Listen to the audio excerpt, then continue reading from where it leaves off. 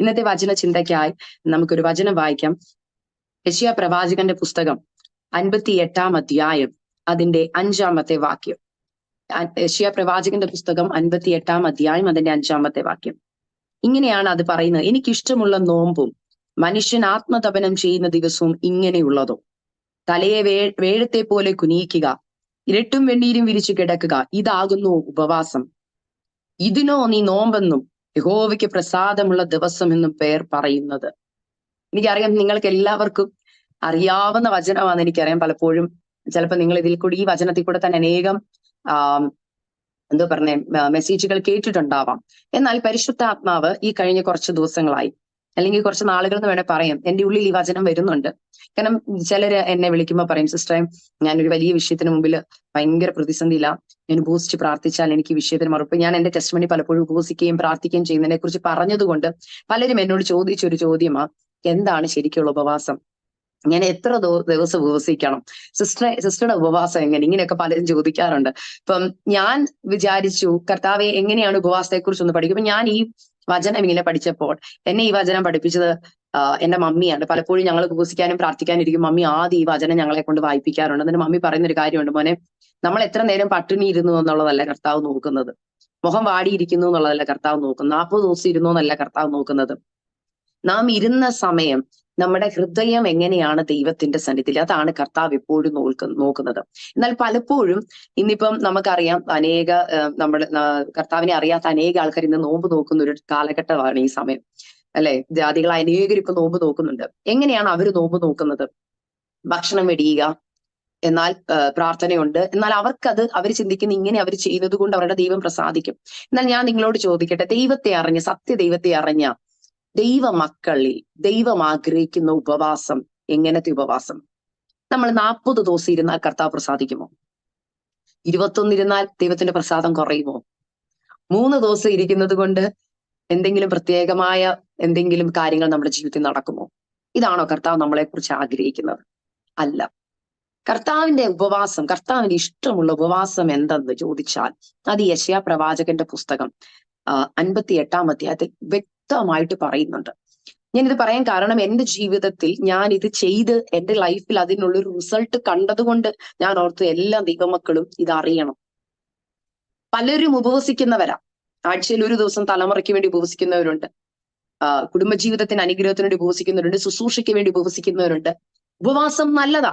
എന്നാൽ പട്ടിണി ഇരിക്കുന്നത് കൊണ്ട്, അല്ലെങ്കിൽ ഭക്ഷണം ഉപേക്ഷിച്ച്, ഭക്ഷണം കഴിക്കുന്നില്ല, വെള്ളം മാത്രം കുടിച്ച് ഉപവസിക്കുന്നവരുണ്ട്, വെള്ളം പോലും കുടിക്കാത്ത ഉപവസിക്കുന്നവരുണ്ട്, കണ്ടിന്യൂസ് ഉപവസിക്കുന്നവരുണ്ട്. ഇങ്ങനെ ഇരിക്കുന്നത് കൊണ്ടാണോ ദൈവം നമ്മളിൽ പ്രസാദിക്കുന്നത്? ഞാൻ ഭക്ഷണം ഉപേക്ഷിച്ചത് കൊണ്ട് എന്റെ ഈ വിഷയത്തിന് കർത്താവ് മറുപടി തരുമോ? ഞാൻ 40 ദിവസങ്ങളുടെ എണ്ണം കൂട്ടിയത് കൊണ്ട് കർത്താവ് പ്രസാദിക്കുമോ? കർത്താവ് പറയുന്നു, ഇല്ല, ഒരിക്കലുമില്ല. കർത്താവിന് ഇഷ്ടമുള്ള ഉപവാസം എന്തെന്ന് ഈ വചനം നമ്മളെ പഠിപ്പിക്കുന്നു. നമ്മൾ ദാനിയേലിന്റെ ഉപവാസത്തെ കുറിച്ച് കേട്ടിട്ടുണ്ട്. ദാനിയേൽ ഉപവസിച്ചു, ദാനിയേൽ പ്രാർത്ഥിച്ചു, ദൈവം മറുപടി കൊടുത്തു. ഇങ്ങനെ ഒരുപാട് ഉപവാസങ്ങളെ കുറിച്ച്, എസ്തേർ, മൊർദെഖായി ഉപവസിച്ചു. ഇതൊക്കെയും നമ്മൾ കാണുമ്പോൾ വിടുതൽ കാണുന്നുണ്ട്. അപ്പൊ നമ്മുടെ വിചാരം, ഞാൻ ഉപവസിക്കട്ടെ. യെസ്, ഉപവാസത്തിന് മറുപടിക്ക്, ഉപവാസ പ്രാർത്ഥനകൾക്ക് ദൈവം മറുപടി നൽകുന്ന ദൈവമാ. എന്നാൽ ഞാൻ എപ്പോഴും പറയും, ബൈബിൾ എന്ന് പറയുന്ന പുസ്തകത്തിന് ഒരു പ്രത്യേകതയുണ്ട്. ഇത് വെറും ഒരു കഥാപുസ്തകമല്ല.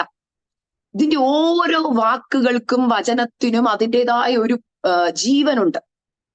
വെറുതെ വായിച്ചു വിടുന്ന ഒരു കഥാപുസ്തകമായി ഒരാൾ വായിക്കാൻ അതൊരു കഥാപുസ്തകമായിട്ട് വന്നാൽ, ഇത് എന്നോട് സംസാരിക്കണം എന്നോർത്ത് വായിക്കുന്ന ഒരു വ്യക്തിയോട് ദൈവം ആ വാക്കുകളിൽ കൂടി സംസാരിക്കും. ഉറപ്പാണ്. എന്റെ ജീവിതത്തിൽ പലരും ചോദിക്കാറുണ്ട്, സിസ്റ്റർ എങ്ങനെ ദൈവശബ്ദം കേൾക്കുന്നു, സിസ്റ്റർ ദൈവം സംസാരിച്ചു എന്ന് പറഞ്ഞു. എന്നോട് ദൈവം സംസാരിച്ചിട്ടുള്ള ഏറ്റവും കൂടുതൽ ദൈവവചനത്തിൽ കൂടെയാണ്. ഞാൻ കഷ്ടതയുടെ നടുവിലായിരിക്കുമ്പോൾ, വേദനയുടെ നടുവിൽ കർത്താവ് എന്നോടൊന്ന് സംസാരിക്കണേ എന്ന് പറഞ്ഞ് ഞാൻ പ്രാർത്ഥിച്ചുകൊണ്ട് ബൈബിൾ അങ്ങോട്ട് തുറക്കുമ്പം എനിക്ക് ആ സമയത്ത് വേണ്ട മറുപടി ദൈവം എനിക്ക് നൽകി തന്നിട്ടുണ്ട്. അതിനകത്തും നൽകി തന്നിട്ടുണ്ട്. ചില സമയങ്ങളിൽ ഞാൻ ഓർത്തിട്ടുണ്ട്, കർത്താവെ എനിക്ക് അടുത്തൊരു സ്റ്റെപ്പ് എന്ത് ചെയ്യണമെന്ന് അറിയത്തില്ല. ഞാൻ നിങ്ങളോട് പറഞ്ഞിട്ടുണ്ട്, എന്റെ നഴ്സിംഗ് കഴിഞ്ഞ് നിൽക്കുമ്പോൾ അടുത്ത സ്റ്റെപ്പ് എന്ത് ചെയ്യണമെന്ന് അറിയാതിരുന്ന ഒരു സമയം. ഞാൻ അന്ന് വളരെ വേദനയോടുകൂടി എന്റെ മുറിയിലിരുന്ന് കർത്താവ് എന്നോടൊന്ന് സംസാരിക്കും, ഞാൻ അടുത്ത എന്താ ചെയ്യണ്ടേ? എല്ലാവരും കൂടിയുള്ള ഇന്റർവ്യൂവിന് പോകുന്നു, ഞാൻ എന്തോ ചെയ്യണോ? ഹോസ്പിറ്റലിൽ പോകണോ? അതോ എന്താണ്? എന്റെ ഹൃദയത്തിൽ ആഗ്രഹം എനിക്ക് ടീച്ചർ ആവാൻ, പക്ഷെ അതിനുള്ള കഴിവ് എനിക്ക് ഇപ്പൊ പറ്റത്തില്ല, അടുത്ത MSc എടുക്കണം എന്നൊക്കെ പറഞ്ഞ് ഞാൻ ബൈബിൾ അങ്ങോട്ട് തുറക്കുകയും ഞാൻ ഹൈലൈറ്റ് ചെയ്തിരിക്കുന്ന ഒരു വചനം എന്റെ ഉള്ളിലേക്ക് പെട്ടെന്ന് തോന്നുന്നു, എന്താ? യഹോവ നിന്റെ ഹൃദയത്തിലെ ആഗ്രഹത്തെ നിനക്ക് തരും. അപ്പൊ ഞാൻ പറഞ്ഞു, കർത്താവേ, എന്റെ ഹൃദയത്തിൽ ആഗ്രഹം എനിക്ക് ടീച്ചർ ആവണമെന്ന്. ഇത് വായിച്ച് ഞാൻ ആ വചനത്തെ വെച്ച് ഇങ്ങനെ പ്രാർത്ഥിച്ചുകൊണ്ടിരിക്കുമ്പോഴാണ് എന്റെ റൂമിലേക്ക് എന്റെ ജൂനിയർ വന്നിട്ട് പറഞ്ഞു, ചേച്ചി, നമ്മുടെ കോളേജിൽ ഇപ്രാവശ്യം BSc നഴ്സസിനെ ടീച്ചേഴ്സ് ആയിട്ട് എടുക്കുന്നുണ്ട്, ചേച്ചി അപ്ലൈ ചെയ്യുന്നു. അപ്പൊ എനിക്ക് മനസ്സിലായി ദൈവം എനിക്ക് തന്നൊരു ഉറപ്പായിരുന്നു ആ വചനം. അതുപോലെ തന്നെ ചില കാര്യങ്ങൾക്ക് വേണ്ടി ഇറങ്ങിത്തിരിക്കുമ്പോൾ പരിശുദ്ധാത്മാവ് നോ എന്ന് പറഞ്ഞിട്ടുണ്ട് എന്നോട്. നോ പറഞ്ഞിട്ടുണ്ട് വ്യക്തമായി, വചനത്തിൽ കൂടെ തന്നെ പറഞ്ഞിട്ടുണ്ട്, നോ മോളെ വേണ്ടത്. ഇങ്ങനെയാണ് ദൈവം എന്നോട് സംസാരിക്കുന്നത് കൂടുതലും. പിന്നെ ഞാൻ പറഞ്ഞിട്ടുണ്ട്, എന്റെ അനുഭവങ്ങൾ പറഞ്ഞിട്ടുണ്ട്, ചില സമയങ്ങളിൽ ഞാൻ ദൈവ ശബ്ദം കേൾക്കാറുണ്ട് കർത്താവിനോട് സംസാരിക്കുന്നത്. അത് ജീവിതത്തിന്റെ അത്ര ക്രിട്ടിക്കലായ സിറ്റുവേഷൻസിൽ ഉറക്കത്തിൽ ഞാൻ ദൈവശബ്ദം കേട്ടിട്ടുണ്ട്. ഇങ്ങനെയൊക്കെ ദൈവം നമ്മളോട് സംസാരിക്കും. അപ്പം നിങ്ങൾ ഓർക്കും ഇതൊരു അമാനുഷികമായ ഓരോ വ്യക്തിയോട് മാത്രം സംസാരിക്കുന്ന ഒരു കാര്യമാണ്. അല്ല ദൈവമക്കളെ, നിങ്ങളോട് ദൈവം സംസാരിക്കും. എങ്ങനെയാ? നിങ്ങൾ ദിനവും ബൈബിൾ വായിക്കുന്ന ഒരു വ്യക്തിയാണോ?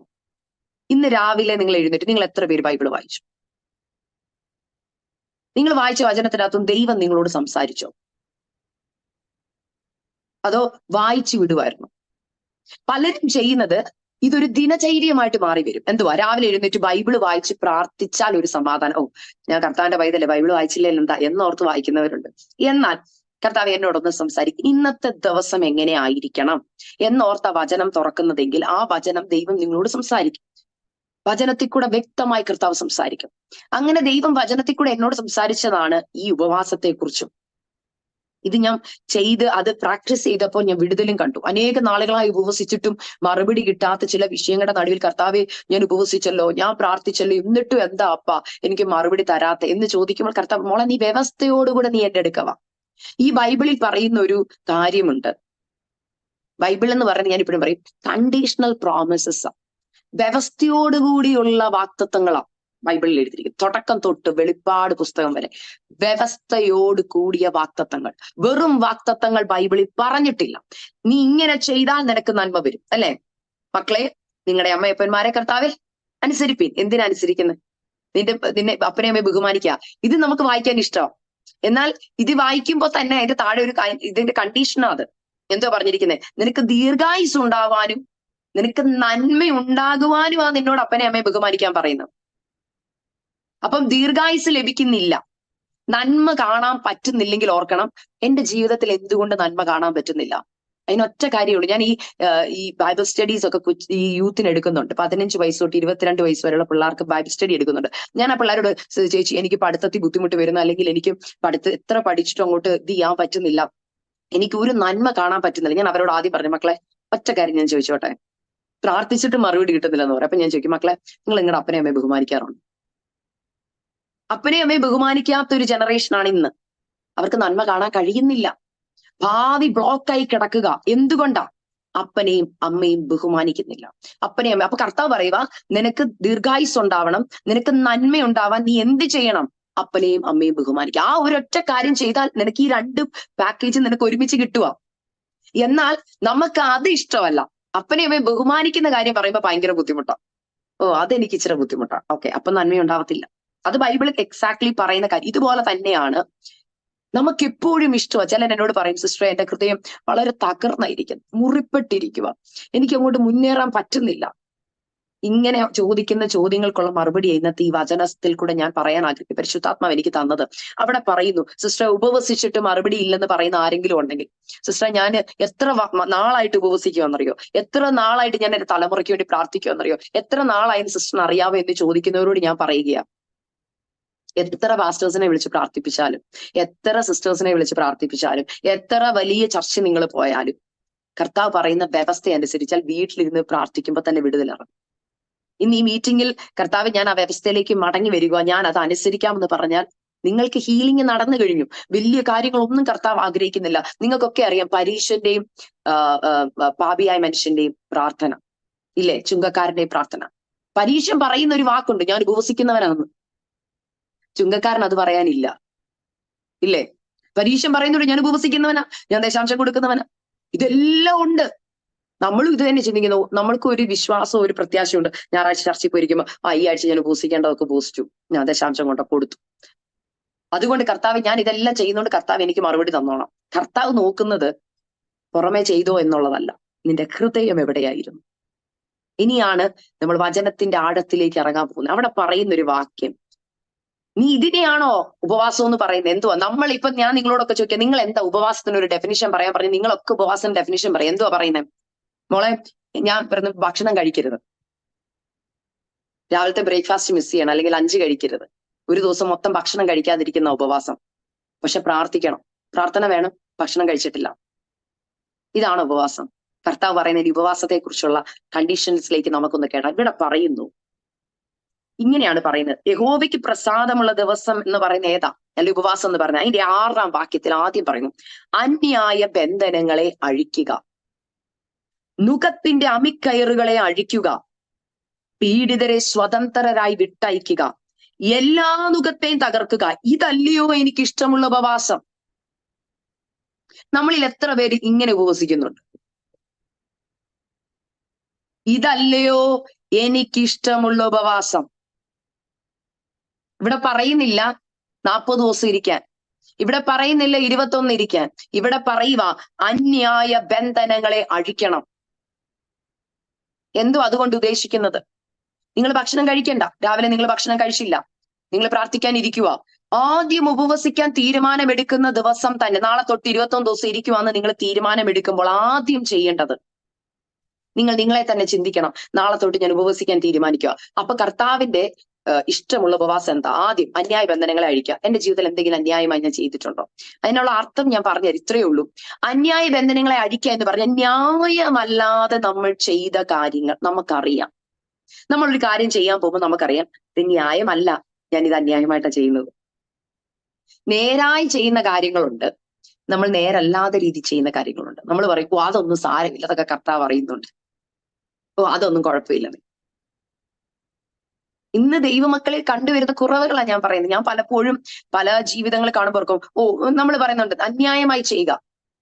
എന്തൊക്കെ നിങ്ങളുടെ ജീവിതത്തിൽ അന്യായമെന്ന് നിങ്ങൾ ചിന്തിക്കുന്നു? ന്യായമല്ലാത്തതെല്ലാം അന്യായമാ. ന്യായമല്ലാത്ത ചെയ്യുന്ന എന്തെങ്കിലും കാര്യങ്ങൾ നിങ്ങളുടെ ലൈഫിലുണ്ടോ? കർത്താവ് പറയാ അന്യായ ബന്ധനങ്ങളെ അഴിക്കുക. നിങ്ങൾ അന്യായമായി ചെയ്യുമ്പോൾ നിങ്ങളെ തന്നെ നിങ്ങൾ കെട്ടുകയാ, നിങ്ങളുടെ ബന്ധനങ്ങളെ നിങ്ങൾ കെട്ടുകയാ. എനിക്കറിയത്തില്ല ഞാൻ ഇന്ന് രാവിലെ ഓർത്ത് കർത്താവ് ഈ വചനം എന്തിനാ പരിശുദ്ധാത്മാവ് എന്നോട് സംസാരിക്കുന്ന? കർത്താവ് പറഞ്ഞ കാര്യം, ചിലര് നാളുകളായി ചോദിക്കുന്ന ചില ചോദ്യങ്ങളെ, കർത്താവ് ഞാൻ ഇത്ര ഉപവസിച്ചിട്ടും, വർഷങ്ങളായി ഉപവസിച്ചിട്ട് എന്തുകൊണ്ട് മറുപടി കിട്ടും? കർത്താവ് പറയാം വ്യവസ്ഥ പ്രകാരമല്ല ഉപവസിക്കുന്നത്. ഇതിന്റെ മുകളിൽ വാക്യം വായിക്കുമ്പോൾ നിങ്ങൾക്ക് മനസ്സിലാവും. 3ഉം 4ഉം വാക്യത്തിൽ ഇങ്ങനെയാ പറയുന്നത്, ഞങ്ങൾ നോമ്പ് നോക്കുന്നത് നീ നോക്കാതിരിക്കുന്നത് എന്ത്? ദൈവത്തോട് ചോദിക്കുക, ഞങ്ങൾ നോമ്പ് നോക്കുന്നില്ലേ? എന്നിട്ട് എന്താ കർത്താവെ അങ്ങ് നോക്കാത്തത്?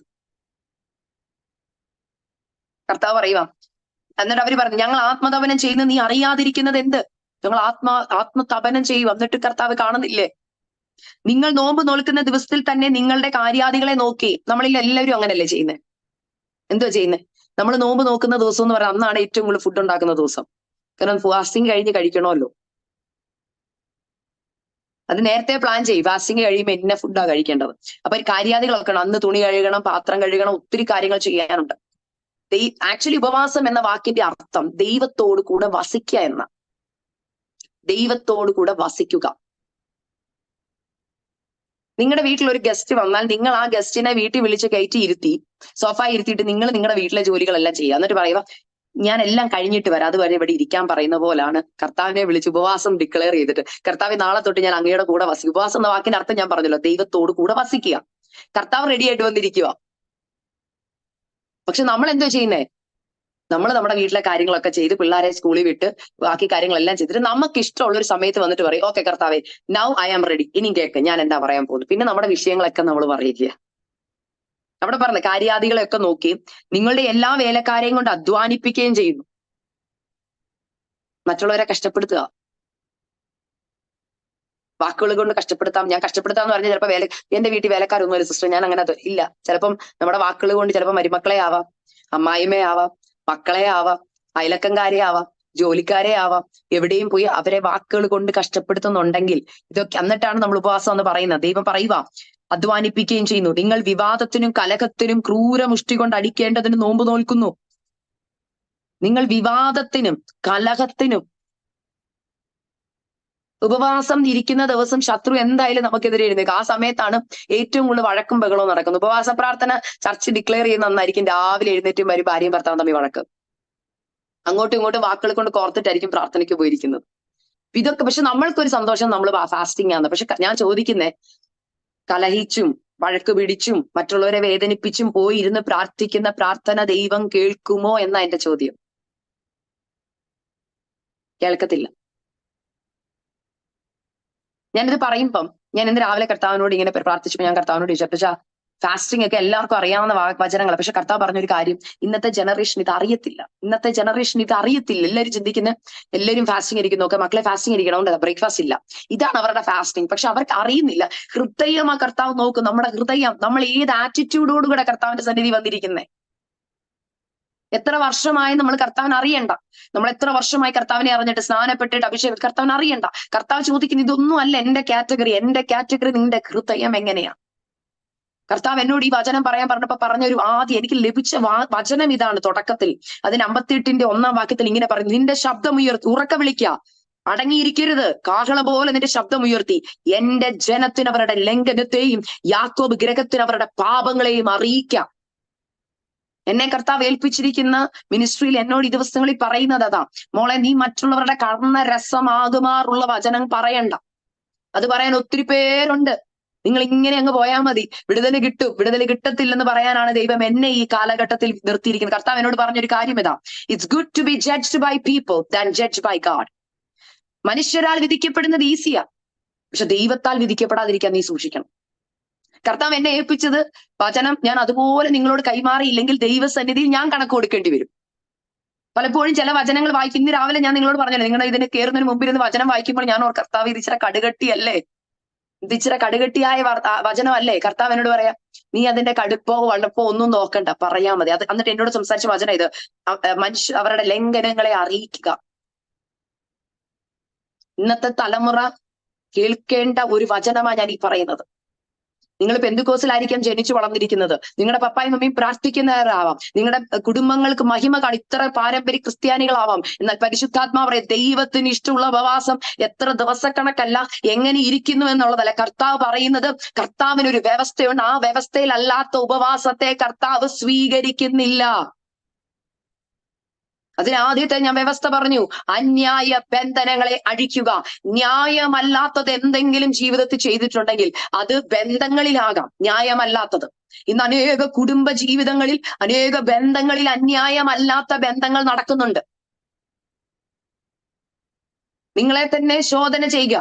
കർത്താവിന്റെ വരവ് അടുത്തിരിക്കാൻ ഈ വചനം അതുപോലെ ഞാൻ പറയുക, ന്യായമല്ലാത്ത ബന്ധങ്ങളിൽ ചെന്ന് പെട്ടിട്ടുണ്ടെങ്കിൽ പുറത്തു വരേണ്ടത് ആവശ്യമാണ്. ഭാര്യ അറിഞ്ഞോ ഭാര്യ അറിയാതെയോ, ഭർത്താവ് അറിഞ്ഞോ ഭർത്താവ് അറിയാതെയോ ചെയ്തു കൂട്ടുന്ന പാപങ്ങൾ കർത്താവിന്റെ മുമ്പിൽ അത് അന്യായമാ. തലമുറകൾ ചെന്ന് വെട്ടിരിക്കുന്ന ബന്ധനങ്ങൾ. ഇവിടെ പറയാം, അന്യായ ബന്ധനങ്ങളെ അഴിക്കുക. നീ കെട്ടിയ കെട്ട് നീ തന്നെ അഴിക്കണം. കർത്താവിനോട് അഴിക്കാൻ പറഞ്ഞിട്ട് കാര്യമില്ല. എന്നാൽ ഇന്ന് പലരും ചെയ്യുന്ന, പാസ്റ്ററെ എനിക്ക് ബന്ധനം ഉണ്ടെന്ന് തോന്നുന്നു, എന്റെ തലമുറയ്ക്ക് ബന്ധനം ഉണ്ടെന്ന് തോന്നുന്നു, ഒന്ന് പ്രാർത്ഥിക്കാവോ? നമ്മൾ അഴിക്കാത്തിടത്തോളം നടക്കത്തില്ല. ഞാൻ പലപ്പോഴും ചിന്തിച്ചിട്ടുണ്ട്, കർത്താവെ ലാസർ ഉയർത്തെഴുന്നേറ്റ് പുറത്ത് വന്നപ്പോൾ എന്തുകൊണ്ട് കർത്താവ് പറഞ്ഞു അവന്റെ കെട്ടഴിക്കാൻ? കർത്താവിന് എന്താ കെട്ടഴിക്കാൻ കഴിവില്ലേ? മരിച്ചവനെ ജീവിപ്പിക്കാൻ കഴിവുള്ള കർത്താവിന് ഒറ്റ വാക്കുകൊണ്ട് അവന്റെ കെട്ടഴിയട്ടെന്ന് പറഞ്ഞാൽ കെട്ടഴിയത്തില്ലേ? അഴിയും. കർത്താവിനെ അവിടെ കാണിച്ചത്, മനുഷ്യർ കെട്ടിയ കെട്ട് മനുഷ്യര് തന്നെ എന്ത് ചെയ്യണം? അഴിക്കണം. നമ്മൾ കെട്ടുന്ന കെട്ടുകളുണ്ട്. അതാ ഞാൻ പറഞ്ഞേ, ന്യായമല്ലാത്തത് അപ്പനും അമ്മയും ചെയ്താൽ അത് ബന്ധനമായി കുടുംബത്തിൽ കിടക്കും. ഞാൻ കെട്ടുവാ. ന്യായമല്ലാത്ത രീതികളിൽ തലമുറകളുടെ ജീവിതത്തിൽ എന്തെങ്കിലും നിങ്ങൾ ചെയ്തിട്ടുണ്ടെങ്കിൽ അത് അന്യായമാണ്. അത് ഫിനാൻഷ്യൽ ഏരിയയിൽ ആയിക്കോളെ, സാമ്പത്തിക സ്ഥിതികളായിക്കോട്ടെ, അങ്ങോട്ടും ഇങ്ങോട്ടും വെട്ടിപ്പും തട്ടിപ്പും കാണിക്കുന്നത് അത് അന്യായമാണ്. കർത്താവ് പറയുവാൻ, അന്യായ ബന്ധനങ്ങളെ നിങ്ങൾ തന്നെ അഴിക്കണം. തെറ്റ് ചെയ്തു പോയിട്ടുണ്ടെങ്കിലോ റിപ്പന്റ് ചെയ്തോണം, മാനസാന്തരപ്പെട്ടിട്ട് പറയണം, അപ്പാ അന്യായമായി ഞാൻ ഇത് ചെയ്തു പോയി, അന്യായമായതാ ഞാൻ ചെയ്തത്, ഞാനത് തിരുത്തിക്കൊള്ളാം അപ്പാ. അടുത്ത കാര്യം പറയുന്നു, നുകത്തിന്റെ അമ്മിക്കയറുകളെ അഴിക്കുക. അവിടെയും കെട്ടഴിക്കുക. നുകത്തിന്റെ അമ്മിക്കയറുകളെ അഴിക്കുക. എന്തുവാ ഈ നുകത്തിന്റെ അമ്മിക്കയർ എന്ന് പറഞ്ഞത്? കർത്താവ് പറയുന്നു മത്തായിയുടെ സുവിശേഷം 11-ാം അധ്യായം അതിന്റെ 28, 29, 30 വാക്യത്തിൽ ഇങ്ങനെ പറയുന്നു. മത്തായി സുവിശേഷം 11-ന്റെ 29, 30 വാക്യത്തിൽ ഇങ്ങനെ പറഞ്ഞു, ഞാൻ സൗമ്യതയും താഴ്മയും ഉള്ളവനാകിയാൽ എന്റെ നുകം ഏറ്റുകൊണ്ട് എന്നോട് പഠിപ്പി.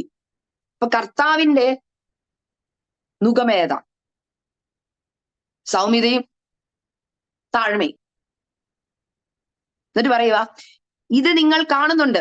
അത് കണ്ടിട്ട് എന്ത് ചെയ്യണം? കണ്ടോണ്ടിരിക്കാനല്ല പറഞ്ഞേ. എന്റെ നുകം എന്ന് പറയുന്നത് അവിടെ അടുത്ത പറയുന്നുണ്ട് 30-ാം വാക്യം, എന്റെ നുകം മൃദുവും എന്റെ ചുമട് ലഘുവുമാകും. കർത്താവിന്റെ നുകം മൃദുവാ. ആരെയും വേദനിപ്പിക്കുന്നതല്ല കർത്താവ് പറയുന്ന കൽപ്പനകൾ. പലപ്പോഴും നമ്മുടെ കൽപ്പനകൾ, നമ്മുടെ കൊണ്ട് വരുന്ന വാക്കുകൾ താഴ്മയില്ലാത്തതും ദയയില്ലാത്തതുമായിട്ട് മറ്റുള്ളവർക്ക് അത് ബേർഡനായിട്ട് തോന്നും. നമ്മുടെ കീഴിൽ ജോലി ചെയ്യുന്നവർക്ക് അത് ബേർഡനായിട്ട് തോന്നും. അവര് നമ്മളെ പ്രാകുന്നുണ്ടാവാം. അയ്യോ, ഇങ്ങനെ ഒരാളാ എന്റെ ടീം ലീഡർ, ഓ ഇങ്ങനെ ഒരു വ്യക്തിയാ, എന്റെ വീട്ടിൽ എന്റെ അമ്മായിമ്മ ഇങ്ങനെയാ, അല്ലെ എന്റെ അമ്മായിപ്പൻ ഇങ്ങനെയാ, അല്ലെ എന്റെ ഭർത്താവ് ഇങ്ങനെയാ. നിങ്ങളുടെ വാക്കുകളാണ് അല്ലെങ്കിൽ നിങ്ങളുടെ പ്രവൃത്തി കൂടെ നിങ്ങൾ കാണിക്കണം നിങ്ങൾ താഴ്മയുള്ള ആളാണോ ദയുള്ള ആളാണോ. കർത്താവ് പറയാം, കർത്താവിന്റെ നുകം സൗമ്യതയുള്ളതാണ്. നമ്മളിൽ എത്ര പേർക്ക് സൗമ്യതയുണ്ട്? നമ്മളിൽ എത്ര പേർക്ക് താഴ്മയുണ്ട്? ഇവിടെ പറയുക, നുകത്തിന്റെ അമ്മിക്കയറുകളെ അഴിക്കുക. എന്നുവെച്ചാൽ സൗമ്യതയും താഴ്മയും ഇല്ലാത്ത രീതിയിലുള്ള നമ്മുടെ പെരുമാറ്റങ്ങൾ പലതും കെട്ടുകളായി വരിക. ഞാനിത് പറയാൻ എന്റെ ജീവിതത്തിലെ ടെസ്റ്റിമണി പറയുന്ന എനിക്ക് ഒരു കുഴപ്പമില്ല. അതുകൊണ്ടാണ് ഞാനിത് പറയുന്നത്. ഞാൻ എന്റെ നഴ്സിംഗ് പഠിപ്പിയിരിക്കുന്ന കാലം, കാരണം എന്റെ ഈ യൂട്യൂബിലൊക്കെ എന്റെ മെസ്സേജസ് വരും. പല സ്റ്റുഡൻസ് എന്നെ മീറ്റ് ചെയ്യാറ്, എന്നെ വിളിക്കാറുണ്ട്. ചേച്ചിയുടെ മെസ്സേജ് അനുഗ്രഹമായിരുന്നൊക്കെ പറയുമ്പോൾ പല കുഞ്ഞുങ്ങൾ, ഞാൻ പഠിപ്പിച്ച കുഞ്ഞുങ്ങൾ, അതുകൊണ്ട് എനിക്കറിയാം ഇത് കേട്ടുകൊണ്ടിരിക്കുന്നതിനകത്ത് എന്റെ പല സ്റ്റുഡൻസ് ഉണ്ട്, എന്റെ കൂടെ വർക്ക് ചെയ്തവരുണ്ട്. അതുകൊണ്ട് അവരതിന്റെ ദൃക്സാക്ഷികളായതുകൊണ്ട് എനിക്ക് ടെസ്റ്റിമണി പറയാം. ഞാൻ എന്റെ കോളേജ് പഠനം കഴിഞ്ഞ് ഞാൻ പഠിപ്പിക്കുവാൻ, നഴ്സിംഗ് കോളേജിൽ പഠിപ്പിക്കാൻ കയറിയ കാലഘട്ടം എന്ന് പറയാം, പുതിയൊരു ടീച്ചർ ആയതിന്റെ ഒരു ആവേശമൊക്കെ ഉണ്ട്. അപ്പൊ നമ്മൾ പറഞ്ഞ പോലെ താഴ്മയൊക്കെ ഇച്ചിരി ഒന്ന് കുറഞ്ഞു. എന്തുവാ ഒരു ടീച്ചർ എന്നുള്ളൊരു പദവി. അപ്പൊ അറിയാതെ സംസാരത്തിൽ സൗമ്യത ഇല്ലാത്ത അവസ്ഥ എന്റെ ജീവിതത്തിൽ ഉണ്ടായിരുന്നു. ഞാൻ പെട്ടെന്ന് ദേഷ്യപ്പെടുന്ന ആളെ. ചെറിയ കാര്യങ്ങൾ സ്റ്റുഡൻസ് ചെയ്യുമ്പോൾ ഞാൻ അവരെ വലുതായിട്ട് അവരെ വാക്കുകൾ കൊണ്ട് സൗമ്യത ഇല്ലാതെ സംസാരിക്കുമായിരുന്നു. ഞാൻ ദേഷ്യപ്പെടുമായിരുന്നു. കാരണം ഞാൻ നോക്കുമ്പോ എന്റെ ടീച്ചേഴ്സൊക്കെ ഞങ്ങളെ ഇതുപോലെ ഒരു തെറ്റക്കാണെങ്കിൽ വഴക്ക് പറയുന്നു. അപ്പൊ എന്റെ വിചാരം, ഇങ്ങനെ വഴക്കൊക്കെ പറഞ്ഞാല് പിള്ളേര് പേടിച്ചു നിൽക്കും, അപ്പൊ എന്നെ എല്ലാരും പേടിക്കണം എന്നുള്ളൊരു ചിന്തയാണ്. അപ്പൊ ഞാൻ സൗമ്യത ഇല്ലാത്ത സംസാരങ്ങൾ പലതും എന്റെ ലൈഫിൽ ഉണ്ടായിട്ടുണ്ട്. ദൈവമക്കളെ, കർത്താവ് ഒരു ദിവസം എന്നോട് സംസാരിച്ചത്, മോളെ നീ എന്റെ മോളെന്നാ പറഞ്ഞ് നടക്കുന്നത്, എന്നാൽ എന്റെ നുകം നിന്നിലുണ്ടോ? സൗമ്യതയുണ്ടോ? താഴ്മയുണ്ടോ?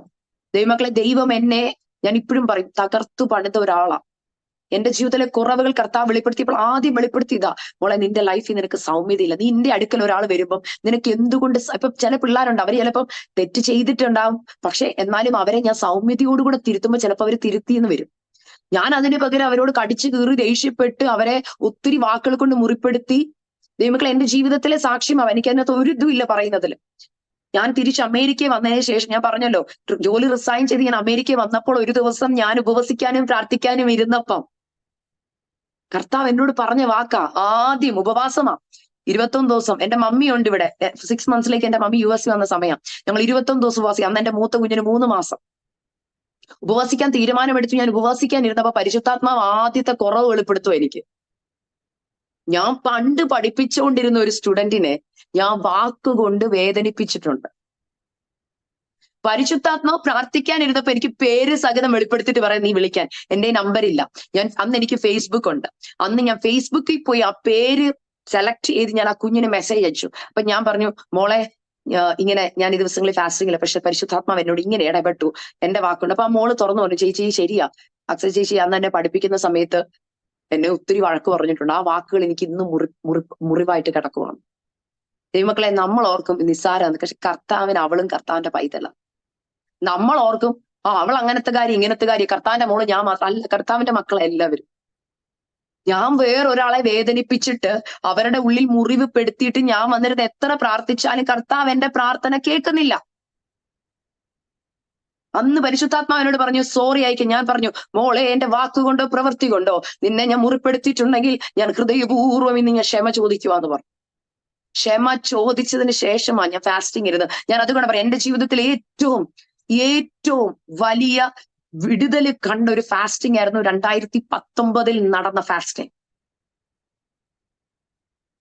2019 21 ദിവസം ഇരുന്ന് ആ ഫാസ്റ്റിംഗ് എന്റെ അതാണ് എന്റെ ലൈഫിനെ ചേഞ്ച് ചെയ്ത് മറിച്ച് കളഞ്ഞ ഒരു ഫാസ്റ്റിംഗ് ആയിരുന്നു. അതായത് എന്റെ ജീവിതത്തിൽ ഞാൻ പറഞ്ഞില്ലേ, മുറിവുകൾ, ഹൃദയത്തിലേറ്റിരിക്കുന്ന മുറിവുകൾ, ഇതിനൊക്കെ പൊറുതി വരാൻ തുടങ്ങി. ജീവിതത്തിന് മാറ്റം വരാൻ തുടങ്ങി. ജീവിതത്തിന്റെ സാഹചര്യങ്ങൾ മാറാൻ തുടങ്ങുന്ന എനിക്ക് കാണാൻ പറ്റുന്നുണ്ട്. അതുവരെ നടക്കത്തില്ലെന്ന് പറഞ്ഞ കാര്യങ്ങൾ പലതിലും നിന്ന് വരും. ഞാനതാ പറഞ്ഞേ, അതിനുശേഷമാണ് കർത്താവ് എന്നെ കർത്താവിന്റെ വേലയ്ക്ക് പോലും വിളിച്ചത്. ഇന്ന് ഞാൻ നിങ്ങളുടെ മുമ്പിൽ ആയിരിക്കുന്നുണ്ടെങ്കിൽ കർത്താവ് എന്നോട് പറഞ്ഞ് പല കാര്യങ്ങൾ ചെയ്യാൻ ഞാൻ മനസ്സ് കാണിച്ചത് കൊണ്ടാ. അതുകൊണ്ടാ പറഞ്ഞു, ഇന്ന് ആരെങ്കിലും എന്നോട് പറയും സിസ്റ്ററെ മുറിവുകൾ ഉണങ്ങുന്നില്ല, ഈ വചനം വായിക്കുമ്പോൾ നിങ്ങൾക്കറിയാം കർത്താവ് പറയും മുറിവ് ഉണങ്ങുന്നു, പക്ഷേ ഡിമാൻഡ് ഉണ്ട്, കണ്ടീഷൻ ഉണ്ട്. അതാ പറഞ്ഞേ, നുകത്തിന്റെ അമ്മിക്കയറുകളെ സൗമ്യതയില്ലാതെ, താഴ്മയില്ലാതെ. ഞാൻ പറഞ്ഞല്ലോ, ബൈബിള് പറയുന്നു ഗർവികളെ അവൻ ദൂരത്ത് നിന്നറിയുന്നു. ഗർവമുണ്ടോ ജീവിതത്തിൽ? ഞാൻ ആരോ ആണെന്നുള്ള ഭാവമുണ്ടോ?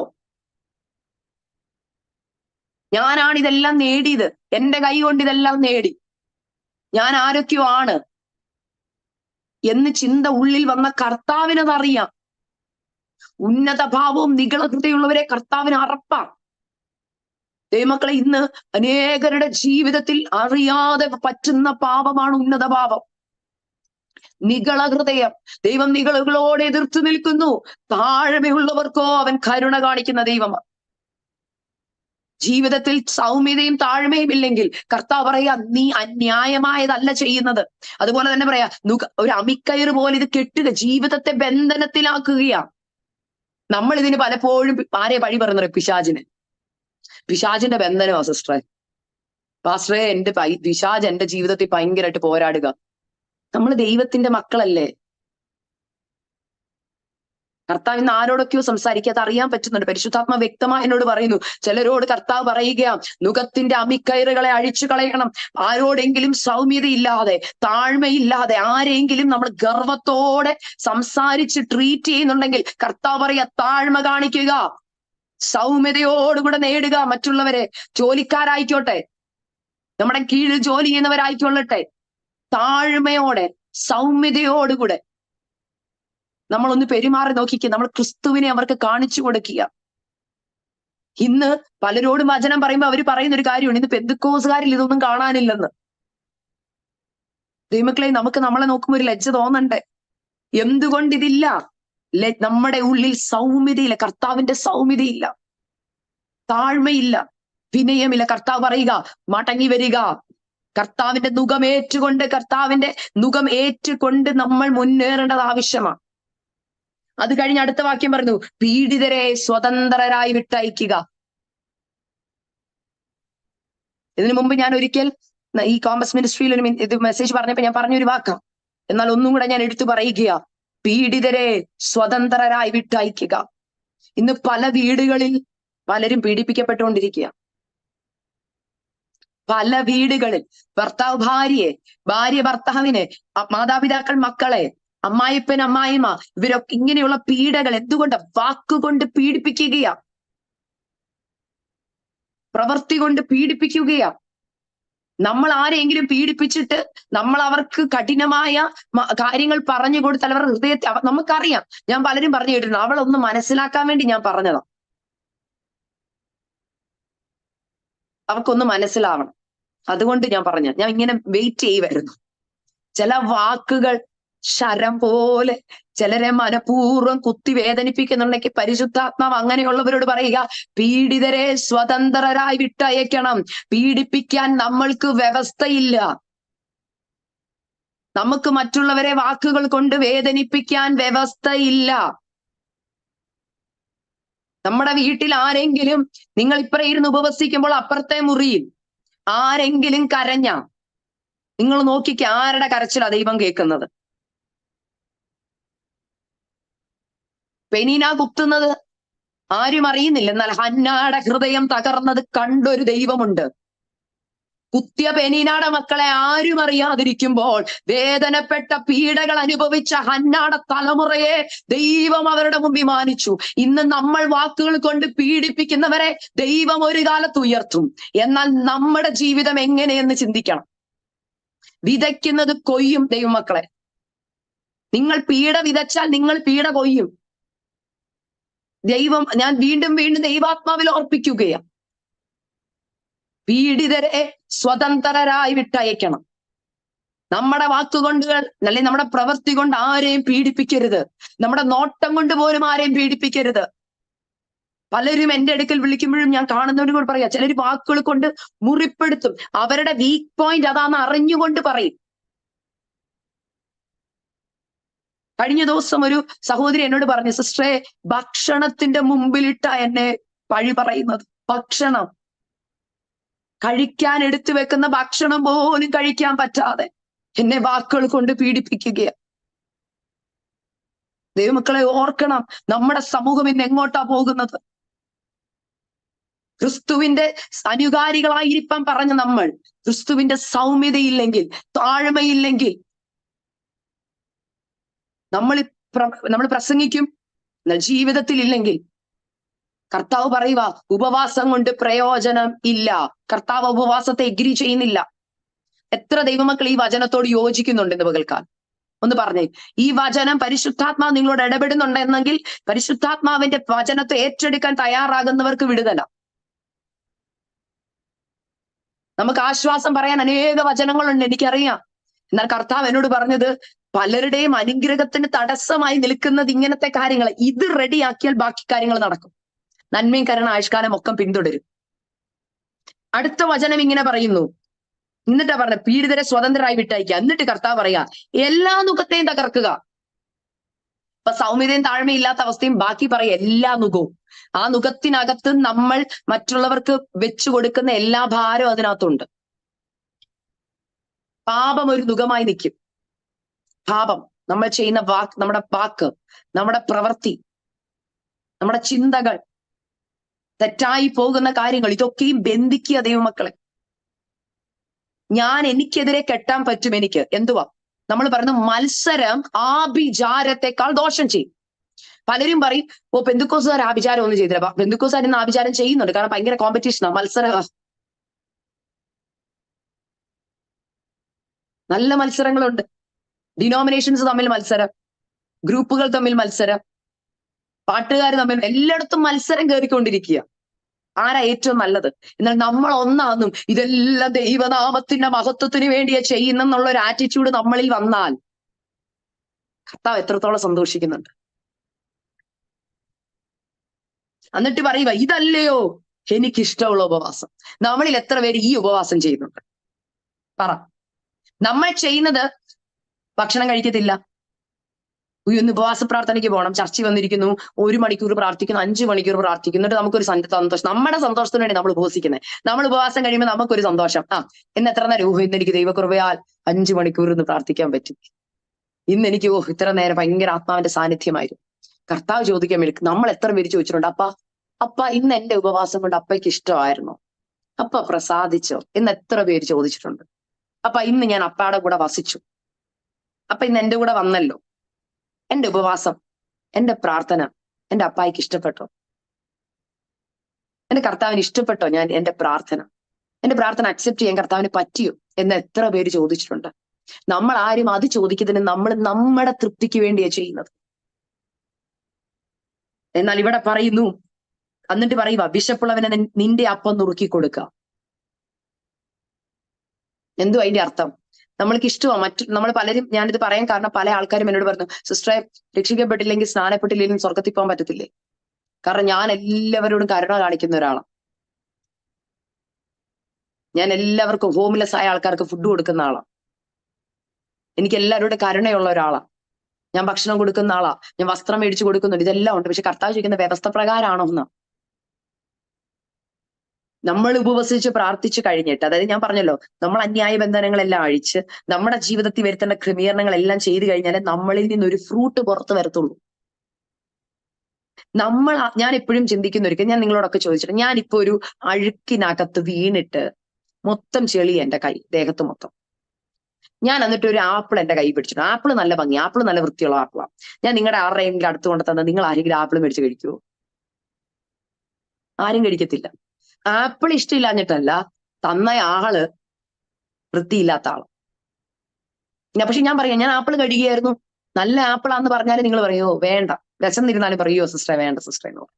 ഇതുപോലെയാ നമ്മൾ ചെയ്യുന്ന നല്ല പ്രവൃത്തി ദൈവത്തിന്റെ മുമ്പിൽ. നമ്മൾ അഴുക്കില്ല, നമ്മൾ അന്യായം ചെയ്യും, നമ്മളുള്ളവരെ നമുക്ക് സൗമ്യതയില്ല, താഴ്മയില്ല, വിനയമില്ല, നമ്മുടെ ലൈഫിൽ ഒരുപാട് കുറവുള്ളപ്പോൾ നമ്മൾ ഇനി എത്രയൊക്കെ നല്ല കാര്യങ്ങൾ, ഭക്ഷണം കൊടുക്കുന്നു, വസ്ത്രമില്ലാത്തവർക്ക് ഭയങ്കര കരുണ കാണിക്കുന്നു, അനാഥാലയങ്ങൾക്ക് ഭക്ഷണം കൊടുക്കുന്നു, അനാഥ പിള്ളേർക്ക് ഭക്ഷണം കൊടുക്കുന്നു, വലിയ വലിയ ചാരിറ്റി പ്രവർത്തനങ്ങളൊക്കെ ചെയ്യുക. കർത്താവ് പറയുക, മക്കളെ അതൊക്കെ ചെയ്തു, സോറി, എനിക്ക് നിന്നിൽ പ്രസാദമില്ല.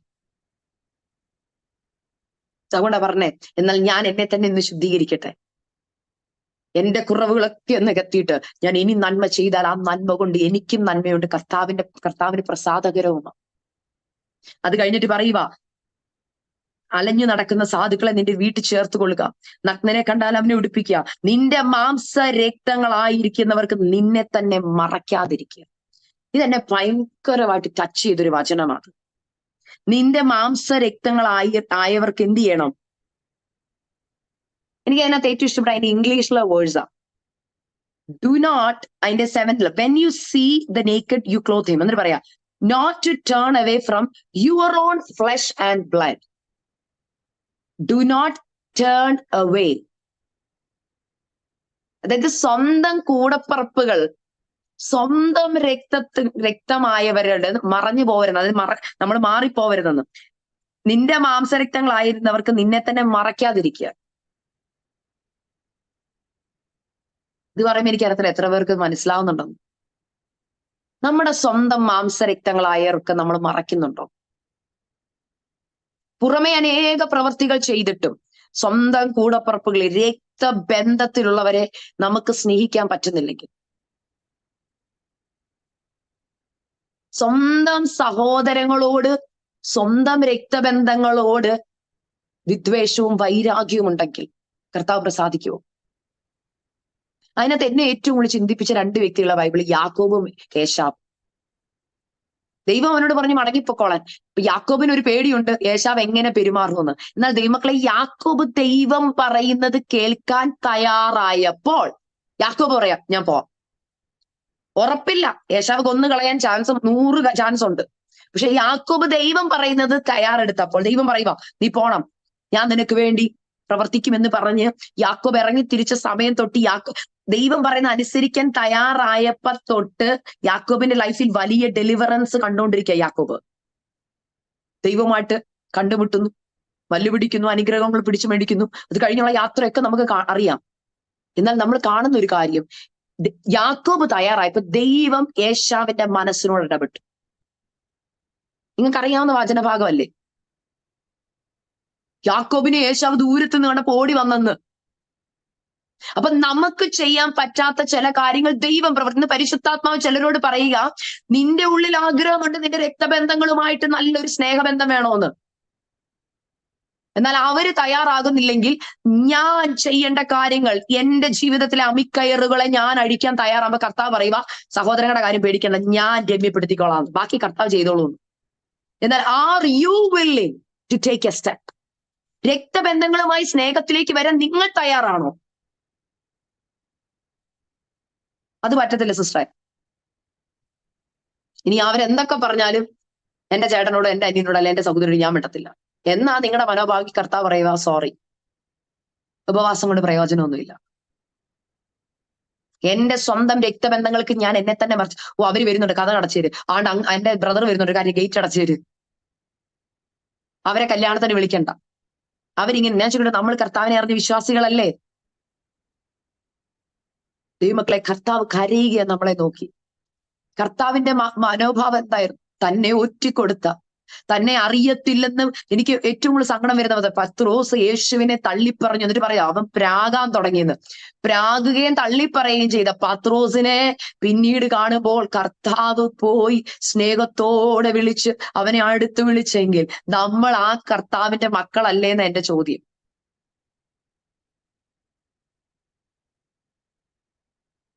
ഇതൊക്കെയാണ് എന്നെ പരിശുദ്ധാത്മ പഠിപ്പിച്ച കാര്യങ്ങളാ.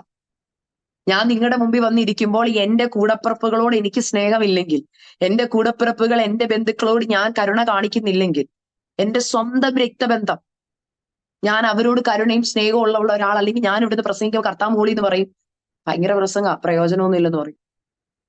കർത്താവിന് പ്രസാദമല്ല ഇത്. എന്നാൽ വ്യവസ്ഥയോടുകൂടെ ഞാൻ വന്നിരുന്ന കർത്താവ് പ്രസാദിക്കും. നിങ്ങൾ കർത്താവേ എന്ന് വിളിച്ച് ദൈവസന്നിധിയിലേക്ക് വരുമ്പോൾ കർത്താവ് പ്രസാദല്ലേ പറഞ്ഞ കർത്താവിന്റെ പ്രാർത്ഥനയെ പോലും കർത്താവ് പഠിപ്പിച്ചു. എന്റെ കടക്കാരോട് ഞാൻ ക്ഷമിക്കുന്നത് പോലെ എന്റെ കടങ്ങളും പാപങ്ങളും എന്നോട് ക്ഷമിക്കണം. ദൈവമക്കളെ, ആർ യു വില്ലിങ് എന്നാ കർത്താവ് ചോദിക്കുന്നത്. ഓ, ഞാൻ മിണ്ടിയാലും അവർ മിണ്ടത്തില്ല, അത് നിങ്ങൾ അറിയണ്ട. But are you taking A step? നിങ്ങൾ ക്ഷമ ചോദിച്ച് രമ്യപ്പെടാൻ തയ്യാറാണോ? കർത്താവ് പറയുക, ഞാൻ അവരുടെ കാര്യം ചെയ്തോളാം, ഞാൻ ഇടപെടാം. ഞാൻ ചോദിക്കട്ടെ, യാക്കോബും ഏശാവും തമ്മിലുള്ള ഫൈറ്റ് ഭയങ്കരമാണ്. ഒരു വലിയ കൊടിയ പകയുടെ ഒരു കഥയാ ഏശാവും യാക്കോബുമായിട്ടുള്ള കഥ. അതൊരു സംഭവമാണ്. നിങ്ങളൊന്ന് ഓർത്ത് നോക്കിക്ക. ആ യാക്കോബ് തന്റെ സഹോദരനോട് രമ്യപ്പെടണമെന്ന് യാക്കോബിന് ആഗ്രഹമുണ്ട്. അപ്പൊ ദൈവം ഏശാവിനോട് ഇടപെട്ടു. അങ്ങനെയെങ്കിൽ നിങ്ങൾ ആഗ്രഹിച്ചാൽ, നിങ്ങൾക്ക് ദൈവവുമായിട്ടൊരു ഒരു രമ്യത വന്നാൽ, കർത്താവ് പറയുക, ഞാൻ നിന്റെ കാര്യങ്ങളൊക്കെ ഞാൻ ചെയ്തു തരാം, നീ അതിനെ ഓർത്ത് സ്ട്രെസ് അടിക്കണ്ട. ഓ കർത്താവ്, എനിക്ക് ഉറപ്പൊന്നുമില്ല അവർ വന്ന് മിണ്ടൂന്ന്. കർത്താവ് പറയാം മിണ്ടൂന്ന്. ഇന്ന് ചിലരോട് പരിശുദ്ധാത്മാവ് പറയാ, നിങ്ങൾ സ്റ്റെപ്പ് എടുക്കാൻ തയ്യാറായ പരിശുദ്ധാത്മാവ് പറയുക, എത്ര അസാധ്യമെന്ന് നിങ്ങൾ ചിന്തിക്കുന്ന ബന്ധങ്ങളെയും സാധ്യമാക്കി തരാൻ കർത്താവ് തയ്യാറാണ്. വർഷങ്ങളായി മിണ്ടാതിരിക്കുന്ന ചിലരോട് പരിശുദ്ധാത്മാവ് പറയുക, നിങ്ങൾ സ്റ്റെപ്പ് എടുക്കാൻ തയ്യാറായാൽ, നിങ്ങളുടെ രക്തബന്ധങ്ങൾക്ക് നിങ്ങൾ മറയാകാതിരുന്നാൽ, അവരെ ഉൾക്കൊള്ളാൻ നിങ്ങൾ തയ്യാറായാൽ, കർത്താവ് നിങ്ങൾക്ക് വേണ്ടി എഴുന്നേൽക്കും, കർത്താവ് നിങ്ങൾക്ക് വേണ്ടി പ്രവർത്തിക്കും. അല്ല, നിങ്ങൾ തയ്യാറല്ലെങ്കിൽ പരിശുദ്ധാത്മാ പറയുക, അങ്ങനെയല്ലാത്ത ഉപവാസം ഞാൻ കൈക്കൊള്ളത്തില്ല. ഹൃദയം നല്ലതല്ലാത്ത ഉപവാസത്തെ കർത്താവ് കണക്കാക്കുന്നില്ല. ഇനി എത്ര നാൾ 100 ദിവസം ഉപവസിച്ചാലും, ഭക്ഷണം എത്ര മാറ്റിവെച്ചാലും, ശരീരത്തെ എത്ര ദണ്ഡിപ്പിക്കുന്ന പോലെ തോന്നിയാലും, എത്ര കരഞ്ഞാലും കർത്താവ് പറയുക, വ്യവസ്ഥയല്ലാത്ത പ്രാർത്ഥന ഞാൻ ഉൾക്കൊള്ളത്തില്ല. ഞാൻ എപ്പോഴും പറയുന്നൊരു വാക്കാ, കർത്താവ് അവസ്ഥയിലല്ല പ്രവർത്തിക്കുന്നത്, കർത്താവ് വ്യവസ്ഥയിലാണ് പ്രവർത്തിക്കുന്നത്. പലപ്പോഴും നമ്മൾ ചിന്തിക്കുന്നത്, അയ്യോ എന്റെ അവസ്ഥ കണ്ട് കർത്താവിന് മനസ്സലിയുന്ന. പക്ഷെ കർത്താവ് വ്യവസ്ഥയും പറയുന്നുണ്ട്. വ്യവസ്ഥയില്ലാത്ത പ്രാർത്ഥന, വ്യവസ്ഥയില്ലാത്ത ഉപവാസം കർത്താവ് കേൾക്കുന്നില്ല. അടുത്തൊരു കാര്യം കൂടെ ഞാൻ പറയട്ടെ. ഇനി പറയുന്നത് നിങ്ങൾക്കുള്ള ആശ്വാസവാക്കുകളാണ്. ഞാൻ കഴിഞ്ഞ ദിവസം ഒരു സ്റ്റേറ്റ്മെന്റ് ഇങ്ങനെ കണ്ടു. Truth is like A surgery. സത്യം എന്ന് പറയുന്നത് ഒരു ഓപ്പറേഷൻ പോലെ, ഒരു സർജറി പോലെ. എന്നാൽ നുണ എന്ന് പറയുന്നത് പെയിൻ കില്ലർ പോലാണ്. സത്യം, ഇപ്പോൾ ഞാനിത് പ്രസംഗിക്കുമ്പോൾ പലർക്ക് ചിലപ്പോൾ മുറിവേറ്റെന്നിരിക്കും, സർജറി ചെയ്ത പോലെ തോന്നും, വലിയ മുറിവുകൾ തോന്നും. പക്ഷെ അത് പൂർണ്ണമായി ഹീലിങ്ങിനുള്ളതാണ്, അത് മുറിവ് ഉണങ്ങാനുള്ളതാണ്.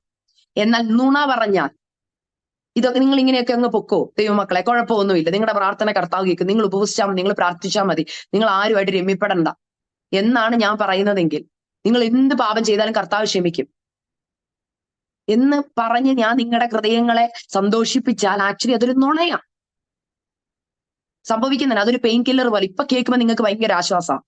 പക്ഷെ പിന്നെ നിങ്ങൾ ഈ കോമ്പസ് മിനിസ്ട്രിയുടെ മീറ്റിംഗ് കഴിഞ്ഞ് നിങ്ങൾ ലീവ് ചെയ്ത് നിങ്ങൾ നിങ്ങളുടെ മുറികളിൽ പോകുമ്പോൾ, നിങ്ങളുടെ ജീവിതത്തിലേക്ക് മടങ്ങി പോകുമ്പോൾ, നിങ്ങളുടെ തലമുറകളെ കാണുമ്പോൾ, കുടുംബ ജീവിതത്തിലേക്ക് പോകുമ്പോൾ വീണ്ടും വേദനകൾ നിങ്ങൾ കാണുകയാണ്.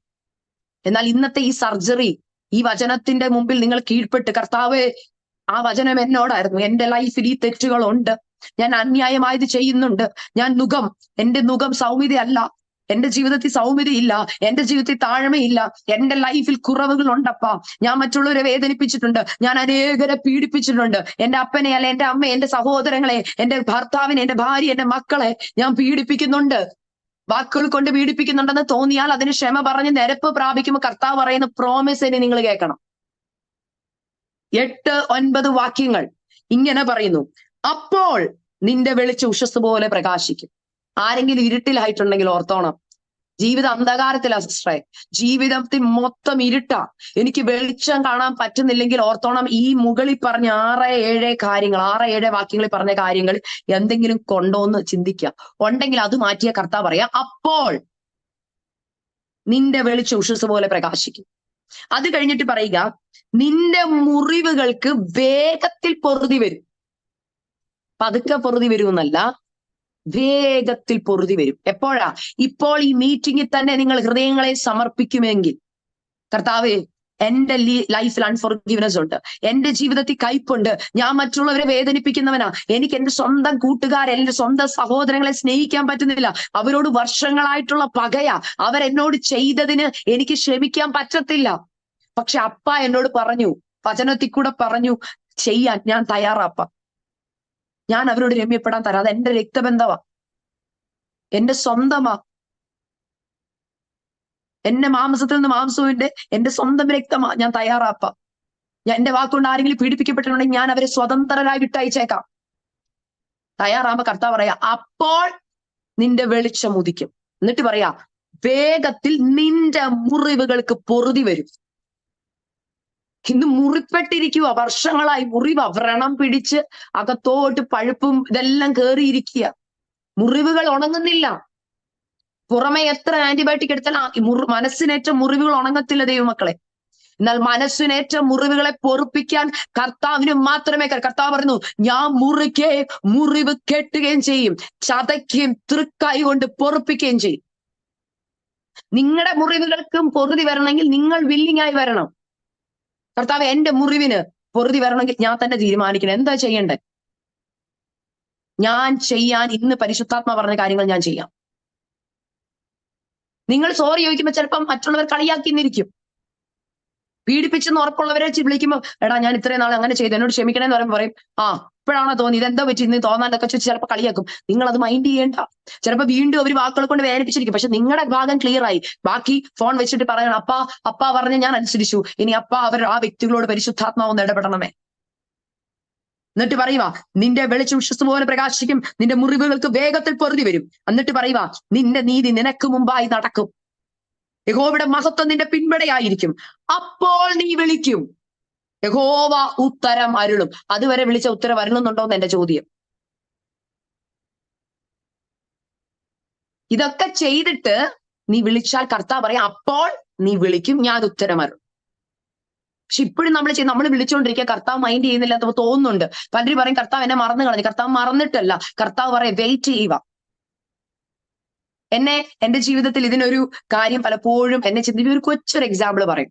എനിക്ക് 3 വയസ്സുള്ള ഒരു മോനുണ്ട്. പലപ്പോഴും അവൻ പുറത്തൊക്കെ കളിച്ചിട്ട് അവന്റെ കയ്യിൽ ചെളിയൊക്കെ ആയിട്ട് വരുമ്പോ, മമ്മ വിശക്കുന്നു എന്ന് പറയുമ്പോ എന്റെ കൈ ഭക്ഷണം കൊണ്ട് കൊടുക്കാൻ.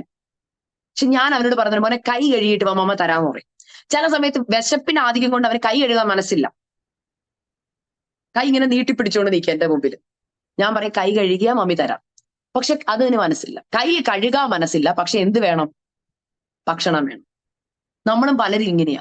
കർത്താവ് നന്മകൾ കയ്യിൽ എടുത്തു പിടിച്ചേക്ക്, അതാണ്ട് മേടിച്ചോ. കർത്താവ് ഒറ്റ കാര്യം പറഞ്ഞോളൂ, പോയി കഴുകുക. കഴുകുപോയി, പക്ഷെ കഴുകാൻ മനസ്സില്ല. ഞാൻ പലപ്പോഴും മോനോട് പറയും, മോനെ മമ്മ വിൽ ഗിവ് യു, അത് കയ്യിലുണ്ട്, മുമ്പ് കൈ കഴുകിയിട്ട് വാ. കയ്യിൽ അഴുക്ക കണ്ടോ, ഈ അഴുക്ക് കണ്ടോ, ഇതും കൂടെ കഴിച്ചാൽ ശരീരത്തിന് അഴുക്ക, നിനക്ക് തന്നെ നീ ദോഷം ചെയ്യുക. ചില നന്മകൾ അങ്ങനെ പ്രാപിച്ചാലും സന്തോഷത്തോടെ അത് സന്തോഷത്തോടെ അത് ഉൾക്കൊള്ളാൻ പറ്റാത്ത അവസ്ഥ ചിലപ്പോൾ വരും. നന്മയുടെ പൂർണ്ണത കാണാൻ പറ്റുന്നില്ല. റീസൺ എന്താ? പിടിവാശി പിടിച്ച് മേടിക്കുന്ന പോലെ. എന്നാൽ കർത്താവ് പറയാ, കൈ കഴുക, നീ നിന്നെ തന്നെ കഴുക, നിന്റെ പാപങ്ങൾ നീ പുറത്തു വാ, അപ്പോൾ നീ വിളിക്കും, ഞാൻ ഉത്തരമരുളും. എന്നിട്ട് പറയുകയാ, യഹോവ ഉത്തരം, നീ നിലവിളിക്കും, ഞാൻ വരുന്നുവെന്നവൻ അരുളി ചെയ്യും. നിലവിളിച്ചാ കർത്താവ് പറഞ്ഞ് പതുക്കെ വരാന്നല്ല, കർത്താവ് പറയാം, ഞാൻ വരുന്നെന്ന്. എന്റെ കുഞ്ഞ് കിടന്ന് ചുമ്മാ കരയുന്നതും നിലവിളിച്ച് കരയുമ്പോഴും എന്റെ ഓട്ടം രണ്ട് രീതിയിലാണ്. വെറുതെ വിളിച്ചാൽ ഞാൻ ഇച്ചിരി സമയം എടുക്കും, എന്നാൽ നിലവിളിച്ചാൽ ഞാൻ ഓടിച്ചെല്ലും. ദൈവമക്കളെ, നിങ്ങൾ നിലവിളിക്കുക വർഷങ്ങളായി, മറുപടി ഇല്ലെങ്കിൽ മേളിപ്പറഞ്ഞ കാര്യങ്ങൾ ചെയ്യുമ്പോൾ കർത്താവ് പറയാം, നീ നിലവിളിക്കുമ്പോൾ ഞാൻ വേഗത്തിൽ ഓടി വരുമെന്ന്, അടുക്കൽ വരുമെന്നാ പറയുന്നേ. നീ നിലവിളിക്കും, ഞാൻ വരുന്നുവെന്ന് അവൻ അരുളി ചെയ്യുന്നു. ഞാൻ അതുകൊണ്ട് ഇന്ന് എനിക്ക് തന്ന സമയത്തിനുള്ളിൽ നിർത്തുകയാ. പരിശുദ്ധാത്മാവ് ഇങ്ങനെ ദൂത് പറയുകയാ, ഇതാണ് എനിക്കിഷ്ടമുള്ള ഉപവാസം. നമ്മൾ എത്ര നേരം ഭക്ഷണം വെടിഞ്ഞു എന്നുള്ളതല്ല. പല ആന്റിമാരും എന്നോട് പറഞ്ഞിട്ടുണ്ട്, മോളെ എനിക്ക് ഉപവസിക്കാൻ പറ്റത്തില്ല, എനിക്ക് ഷുഗർ ഉണ്ട്, എനിക്ക് പ്രഷർ ഉണ്ട്. ഞാൻ അവരോട് പലപ്പോഴും പറയുന്നത്, കഴിഞ്ഞ ദിവസം ഞാനിത് പറയാൻ കാരണം എന്നോട് പലരും ചോദിച്ചു, ഉപവാസം എങ്ങനെ ഉപവസിക്കണം സിസ്റ്ററുടെ ടെസ്റ്റിമണിയുടെ ഉപവാസത്തെ. ഞാൻ ഈ ഉപവാസത്തെ കുറിച്ചൊക്കെ പറഞ്ഞു. ഞാനും പലപ്പോഴും പണ്ട് വിചാരിച്ചിട്ടുണ്ട്, കഠിന ഉപവാസം, വെള്ളം പോലും കുടിക്കാൻ ഇരുന്നിട്ടുണ്ട്. എന്റെ അന്നത്തെ വിചാരം അതാ, ഞാൻ എങ്ങനെയൊക്കെ ഉപയോഗിച്ച് കർത്താവ് അങ്ങ് കേൾക്കും, കാരണം പാവം എന്റെ കൊച്ച് കഷ്ടപ്പെട്ടിരിക്കുമല്ലോ എന്നുള്ള ചിന്തയാണ്. പക്ഷെ പിന്നീട് എനിക്ക് വചനം മനസ്സിലായപ്പോൾ മനസ്സിലായേ, കർത്താവ് അങ്ങനെ പാവം തോന്നുന്നൊരാൾ, കർത്താവ് നോക്കുന്ന വ്യവസ്ഥ പ്രകാരമാണോ ഞാൻ ഇരിക്കുന്നതെന്നാ. എനിക്ക് പലപ്പോഴും കർത്താവിന്റെ വ്യവസ്ഥയെ കുറിച്ച് ചിന്തിക്കുമ്പോൾ പലപ്പോഴും എനിക്ക് ഭയങ്കര ഭയം നേരിട്ടിട്ടുണ്ട്. അതിൽ ഏറ്റവും കൂടുതൽ എന്നെ ഭയപ്പെടുത്തിയ ഒരു കഥയാ പഴയ നിയമത്തിൽ, അല്ലെങ്കിൽ സംഭവമാണ് ഈ നമ്മുടെ ഹായി പട്ടണം പിടിച്ചെടുക്കാൻ പോയപ്പോൾ, പിടിക്കാതെ വന്നപ്പോൾ ആഖാൻ തെറ്റ് ചെയ്തു. കർത്താവ് പറഞ്ഞ വ്യവസ്ഥയാക്കാൻ അനുസരിച്ചില്ല. എന്തുവാ സംഭവിച്ചത്? ദൈവം പറയുക, വ്യവസ്ഥ അനുസരിക്കാത്തവനെ കൊന്നു കളഞ്ഞത്, കല്ലെറിഞ്ഞു കൊന്നോളാൻ, അവനെയും അവന്റെ കുടുംബത്തിലുള്ള സകലത്തെയും. എന്തുകൊണ്ട് കരുണ കാണിച്ചില്ല ദൈവം? കാരണം ദൈവം ഓൾറെഡി വ്യവസ്ഥ പറഞ്ഞിട്ടുണ്ടായിരുന്നു. വ്യവസ്ഥ അനുസരിച്ച് കഴിഞ്ഞപ്പോൾ, ക്ലിയർ ആക്കേണ്ടതിനെ ക്ലിയർ ആക്കി കഴിഞ്ഞപ്പോൾ ഹായ് പട്ടണം പിടിച്ചെടുത്തു. ദൈവമക്കളെ, നമുക്ക് പലതും പിടിച്ചെടുക്കാൻ പറ്റാതെ മുമ്പിൽ ഭാരമായി നിൽപ്പുണ്ടെങ്കിൽ ഓർക്ക്, എവിടെയാ എന്റെ ജീവിതത്തിൽ കുറവ് വന്ന്? കർത്താവ് പറയാൻ, ഞാൻ നിങ്ങളുടെ പാളയത്തിലേക്ക് വരും, അതുകൊണ്ട് പാളയം ശുദ്ധീകരിപ്പീൻ. ദൈവമക്കളെ, കർത്താവ് വരാറായി, തന്റെ കാഹളം ധ്വനിക്കാറായി. ദൈവത്തിന്റെ കാന്ത ഹല്ലേലൂയ ശുഭ്രവും ഹല്ലേലൂയ വായ വസ്ത്രം ധരിച്ച് കറ, ചുളുക്കം, വാട്ടം, മാലിന്യം ഒന്നുമില്ലാതെ വേണം നിൽക്കാൻ. എനിക്ക് എന്റെ സ്വന്തം സഹോദരനെ സ്നേഹിക്കാൻ പറ്റുന്നില്ലെങ്കിൽ കർത്താവിന്റെ വരവെങ്കിൽ ഞാൻ പോവോ? എത്ര ഉറപ്പോടെ നിങ്ങൾ പോകുമെന്ന് പറഞ്ഞാലും വചനം പറയുന്നത് പോകത്തില്ലെന്ന്.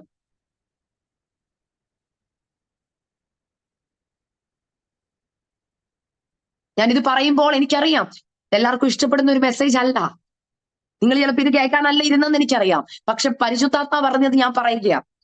മനുഷ്യരുടെ അപ്രൂവലിന് വേണ്ടി അല്ല ഞാൻ ഈ മെസ്സേജ് പറയുന്നത്. പക്ഷെ എനിക്ക് പറഞ്ഞേ പറ്റൂ. കാരണം എനിക്കറിയാം, ഇന്ന് ചിലരെ കർത്താവ് സർജറി ചെയ്ത് അകത്തുള്ളതിനെയെല്ലാം പുറത്തെടുത്ത് പുതിയൊരു സൃഷ്ടിപ്പിന് വേണ്ടിയുള്ള തയ്യാറെടുപ്പ് കർത്താവ് ചെയ്യുന്നത്. കാലം കഴിയാറായി, നമ്മുടെ പ്രാണപ്രിയ വരാറായി. കർത്താവിന്റെ കാന്തയാണെന്ന് ഉറപ്പുള്ളവർ ഓർത്തോ, ഇതിലേക്ക് മടങ്ങി വരണം. മടങ്ങി വരവിനുള്ള ആഹ്വാനം കർത്താവ് വീണ്ടും വീണ്ടും തന്നിട്ട്, അത് അല്ലെങ്കിൽ നിഗളിച്ചു പോയാൽ, അതിനെ മാറ്റിവിട്ടാൽ, അല്ലെങ്കിൽ ഇത് എനിക്കുള്ള ദൂതല്ല മറ്റുള്ളവർക്കുള്ള ദൂതാന്ന് പറഞ്ഞ് അല്ലെങ്കിൽ സ്വയം നീതീകരിച്ചാൽ, കർത്താവ് പറയുന്ന വാക്ക്, എനിക്ക് നിങ്ങളെ അറിയത്തില്ല. ഞാൻ ഇത്ര മീറ്റിംഗിൽ കയറി കർത്താവ്, ഞാൻ എല്ലാ ആരാധനയും കയറി. കർത്താവ് പറയും, സോറി, എനിക്ക് നിങ്ങളെ അറിയത്തില്ല. കർത്താവെ എന്ന് വിളിക്കുന്നവനെ അല്ല കർത്താവിന് വേണ്ടത്, കർത്താവിന്റെ ഹൃദയം മനസ്സിലാക്കി ചെയ്യുന്നവനെയാ. ആകിയാൽ ദൈവമക്കളെ, മടങ്ങി വരിക. കർത്താവ് വരാറായി. നമ്മുടെ അങ്കികളെ ഹല്ലേലൂയ ശുഭ്രമായി സൂക്ഷിക്കാം. അതിൽ കറയുണ്ടോ എന്നൊന്ന് ചെക്ക് ചെയ്യണം. എവിടെയെങ്കിലും കറ പറ്റിയിട്ടുണ്ടെങ്കിൽ ഹല്ലേലൂയ കർത്താവിന്റെ അടുക്കൽ പോയിട്ട് പറയണം, അപ്പാ പറ്റിപ്പോയപ്പാ, എന്റെ ജീവിതത്തിൽ കുറവുണ്ടപ്പാ, അങ്ങനെ രക്തത്താൽ എന്നെ കഴുകി ശുദ്ധീകരിക്കണമേ. അങ്ങ് പറയുന്നത് പോലെ ഹല്ലേലൂയ ശുദ്ധിയോടുകൂടെ, വിശുദ്ധിയോടുകൂടെ, അല്ലെങ്കിൽ സൗമ്യതയോടുകൂടെ, താഴ്മയോടുകൂടി ഒരു മണവാട്ടിയായി എന്നെ അങ്ങ് ഹല്ലേലൂയ തയ്യാറെടുപ്പിക്കണേ എന്ന് പ്രാർത്ഥിക്കണം. അങ്ങനെ പ്രാർത്ഥിക്കുന്നവരോട് കർത്താവ് പറയുക, ഞാൻ വരാറായി. ഞാൻ നിന്റെ കണ്ണിൽ നിന്ന് കണ്ണുനീരിനെ ഹല്ലേലൂയ തുടച്ചു കളയും. നീ എനിക്കുള്ളവൾ എന്ന് കർത്താവ് പറയും. അന്ന് നമ്മൾ കർത്താവിനെ കാണുമ്പോൾ കർത്താവ് പറയുന്നൊരു വാക്കുണ്ട്, നല്ലവളും വിശ്വസ്തയുമായ ദാസിയെ, നല്ലവളും വിശ്വസ്തനുമായ ദാസനെ.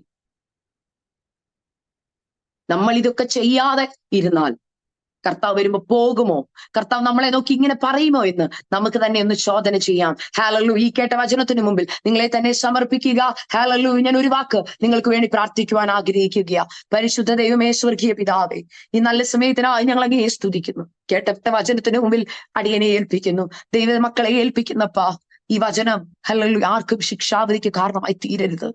ഈ കേട്ട വചനം അവരുടെ ജീവിതത്തിന് അനുഗ്രഹത്തിന് ഒരു ഹല്ലേലൂയ ഒരിക്കൽ കൂടി അവരുടെ ജീവിതത്തിൽ ഒന്ന് പരിശോധിച്ചുകൊണ്ട് ജീവിതത്തിലെ കുറവുകളെ കണ്ടുപിടിച്ച് മാനസാന്തരപ്പെട്ട് മടങ്ങി വരുവാനിടയാക്കണമെന്ന് പ്രാർത്ഥിക്കുകയാ.